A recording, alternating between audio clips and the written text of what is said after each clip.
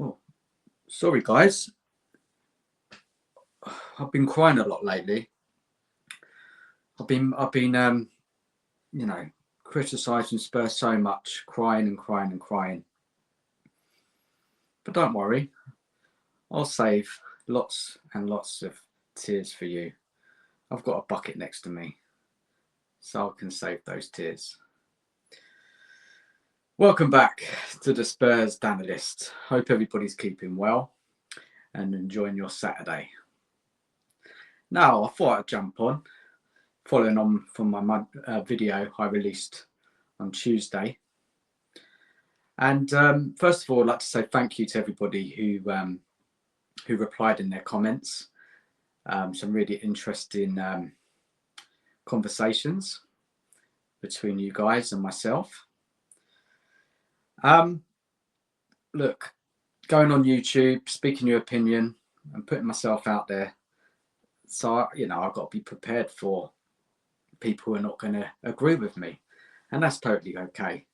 And as long as people reply back in a constructive way, respectful manner, that's all good. All day long, we can keep talking, we can debate. We all can have different opinions. Some people strongly disagree with me, others agree with me. So yeah, again, thank you to you all for your time and efforts in those comments. Obviously, there were a couple which weren't great, which I had to delete. Obviously, some people got a bit personal. Look, I expect it. This is what I've been warned. This is what I've been told. It's going to come. Just remind some people out there who don't agree with me. Maybe not like my style. Maybe not like me as a person or whatever. Look, it's just football, guys. All it is football opinions. And all we're doing out there is just expressing how we feel. And we can all say what we want. So just a reminder to the people who do get personal, just stop. It's not nice. Please stop. Look, I've been called negative, which is expected. I like to kind of call it being real, some realism. People have told me to go and find another hobby. Yeah, I'll be looking into that. I've been looking into other hobbies, but no, nothing's going to be it for me. I love Spurs. I love supporting the club, and that's not going to stop anytime soon. So I'm not going anywhere for now. I'm going to keep going on YouTube, talking Spurs, talking outside of YouTube. I love it, man. I love it. So sorry, anybody who wants me to change to another hobby. No way. People said they feel sorry for me because of my opinion. Well, I don't know what to say about that. Fair enough. And obviously, I've been crying a lot, haven't I? I've been crying, criticising, challenging. I want better as a Spurs fan. So much better. And as I said in that video, it's been far too long under Daniel Levy. Something like we've been in 7 finals. We've managed to get through one cup in the last 17 years. So look, let's get into it, guys. Let's get into it. Some interesting replies. And again, so the more of the kind of people who disagree with me, this is what I was hearing. This is what I was reading. And a lot of detail. But I'm just going to kind of summarize what I've read. I picked up from some of the comments that I don't think you all watched the whole video. Maybe you just heard me, the criticism of it all. But if you actually watch the whole video, you can see that I'm open to discussing with other fans their opinions. If you've watched any of my shows, what I've done with Nige and the guests and Beyond the Lane, I debate with anybody and it's done in a fair way. So for those who just kind of jumped in with your comments without really watching the whole video, I'd say go back and watch it all, because I think I was very fair with how I presented, how I felt, and what I think other people are thinking. Fans have said, stick with Ange. We'll definitely win a trophy in the next 2 years. We need to keep him. We need to trust him. Time and patience is needed under Ange. People reflected a lot on Ange's career and his journey in football up to this point. People are really confident, and they think he is going to make it at Spurs if he's given time. They reckon that due to his journey, his football journey, that is explaining a lot how and what's going on at the club right now. And they really do stand by it. And that's how they feel. They are big supporters of Ange. What he's done in the past, for example, what he's won, where he's gone. People have said about potential. There's a lot of potential. People have also said we do need 3 or 4 players. So those who disagree with me or maybe like challenge what I've said, try and convince me why, how they feel. They also mention Levy doesn't pay the wages, so we just got to work with what we got. Then, just following on for some people who's replied to me and have agreed with me, they've said, look, after the last couple of games against City and Villa, and obviously we had that awful performance against Galatasaray, that fans are getting ahead of themselves. We've had some awful performances this season, which I do agree with. Ange is seen as the new Messiah. To some, he is. One comment which was interesting was that he said, our supporters are just as inconsistent as the Spurs team, which was an interesting comment. We can't win more than 2 Premier League games in a row, which is, spot on. That is the case. Yes, we probably will win on Sunday against Ipswich. So that will be 2 in a row. But then can we make it 3 in a row? Back after the international break. So look, really fascinating response to the video I did on Tuesday. And this discussion about Ange and how I'm feeling, how other fans are feeling, will continue throughout the season. And we'll be coming back on it, getting back into it. We do it on Beyond the Lane. We talk all things there. We there's nothing we don't talk about on that show, and with our guests who come on. Now let's just talk a little bit about the Galatasaray match. And on the Thursday night, me and Nigel's son Charlie jumped on, and we had a stream. It was a tough one to do due to the terrible performance.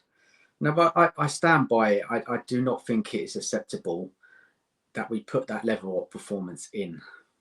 Yes, Ange got the lineup wrong. I've said it, playing Archie Gray as a left back, that midfield was very light. The high line with the lack of pace from Radu and Davis. Galatasaray clearly have some good players. Look, they're no world beaters, but we made them look like world beaters. 28 shots on target and I think 8 big chances, which was crazy. And does what he does, and this is what he's been doing this season, standing there on the touchline and making no changes. We all could see what the team needed. It needed some tactical adjustment. It needed sub, and obviously Ange did that in the second half. But the game had gone by then. We were very fortunate that Galatasaray didn't score 7 or 8 goals against us, and I just don't think it's acceptable. We're playing in Europe. We have pride. Where is the pride? Where is giving the competition respect? Ange looked very naive and amateurish to me. He had some resources there on the bench he could have called on. Yes, he did in the second half, but it's too late. We go down to 10 men. Langshaw gets sent off. it happens, right? Lancashire scoring his goal for Spurs, fantastic moment for him. I'm sure he'll learn from this experience. So there's that. You know, my view and many other views was the performance is just a consistent performance of how badly we're doing away from home this season. That's our 5th away defeat. Many points dropped where I felt Ange could have done a lot better. A lot of the kind of more positive fans and the fans behind Ange will say, look, you know, this is all part of the process. It's all part of the journey, the learning process. He's leaving it to the players to respond instead of himself making the changes. Look, this season, it's all to play for still. We're still in all the cups. You know, we can climb up that league. I don't like this testing and letting the players learn when there's tools and can make decisions to affect games so that we're competitive, that we remain competitive this season. I hate to be seen as a laughingstock. You look at the paper headlines, sloppy Spurs, you know, listening to Talk Sport, they're not convinced Spurs are going to win anything. And because the evidence is there, the away form is atrocious. But Ange, he continues not to do anything. And another thing which I don't understand from fans who are more positive, they don't want to talk about how bad we were. They were like brushing it under the carpet. They were like, how can I say, it doesn't matter. It's like they're in denial. Oh, it's fine. It's not going to affect the qualification out of the European, you know, the Europa League table. And they are right. We are probably going to qualify. But that's not my point. And I don't understand why people want to dismiss it. It was atrocious, that performance. It was embarrassing at times. We couldn't even pass the ball. We were under so much pressure. Osman was in time and time again. And look, I can't accept it. I will not accept it. And I can't forget these performances, like at Palace, like against Leicester, like against Brighton, Newcastle. I can't forget these performances. Ange and his team need to do so much better. Look, there's clearly a divide in the fan base for one reason or another. The critical fans will continue to be critical. They'll be seen as negative. The positive fans, you know, the critical fans will come back at the positive fans saying, you know, rein it in a bit, stay grounded. Like me, I say that. Look, I say to all fans, stay grounded. You know, look at what's happened in the past. Look what's happened last season. Please be grounded. Do not get too carried away because we do not know what's around the corner. So let's have a look at some of the up and coming fixtures. Because I tell you what, when it comes to December, it's a very tough run. So let's run through it now. And let's particularly look at the December fixtures. 1st of December, we have a game at home to Fulham. Yes, a winnable game. A game I think we should win. Fulham will come. They'll have a plan. Silva will have some tactical game plan against us. Should we have enough of getting them through?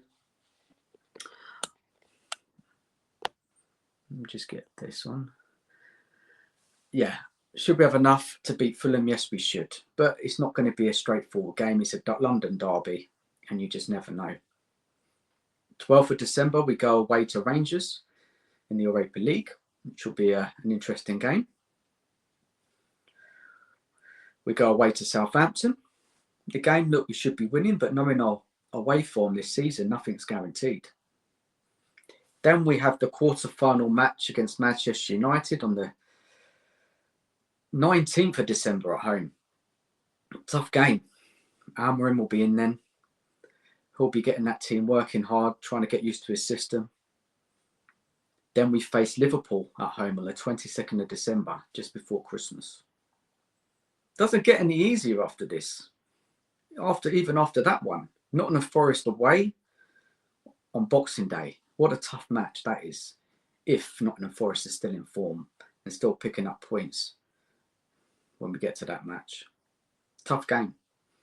Nottingham Forest will know exactly what to do against Spurs. Devon, 29th of December, we'll play Gary O'Neill's Wolves team. And, you know, they haven't started well this season. Look, I'll stop it there.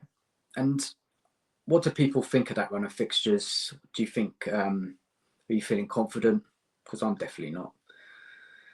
You can see as the season started so far, we are picking up quite a lot of injuries. Why is that? Is it down to the way we play, the pressing, the high intensity in games? Look, there's a lot of games there in a short period of time. The squad is going to be tested. And I have my doubts, many doubts. And particularly as well about the squad, because we're going to have to call up on these younger players to come in and do a job. It's going to be a very interesting period of the season, this. A lot of points which could be dropped. There's not easy games there. I look at that run, and other than Wolves at home, which is, well, you could say it's a gimme, but Gary O'Neill last season came up with a game plan against us and got a result. They beat us twice last season. So even that game, you could say, look, Wolves are not in form at the moment and are struggling. So surely we should have enough. But all the other games, they're no gimmies. So this is why I am not getting carried away when we beat Villa and we beat Manchester City. We see what we did against Galatasaray. Yes, I know it wasn't our first team. I know there was changes, but there was enough players in that team, enough experienced players to put on a better showing than that. It wasn't the defeat against Galatasaray. It was the how we lost and the performance that we put in. Ipswich tomorrow, 2:00. A game where I expect us to win. I expect us to get goals. It's like I said in many a time when I speak about Spurs, that result against Ipswich will not show me anything. But look, let's look forward to it tomorrow. Hopefully we'll get some goals, get some confidence in some of these players, maybe see a bit more of the young players. Good game for them to come into, get a couple of goals up and then throw them on. Just throw them on. Let them play in the home environment with, you know, with more of the first team players. Get this goal difference up. Yes, we have scored the most goals in the Premier League so far, but the season doesn't finish in November, does it? Look, guys, please comment on anything I've said. Enjoy the rest of your day.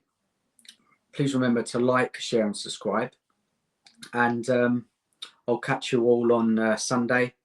I'll be on the Spurs review on Football Heritage TV. So I'm looking forward to that. So come down there and give it a watch. And yeah, that's it, guys. Thank you for watching the video. Take care of yourself. And always remember, it's only football. Come on, you Spurs.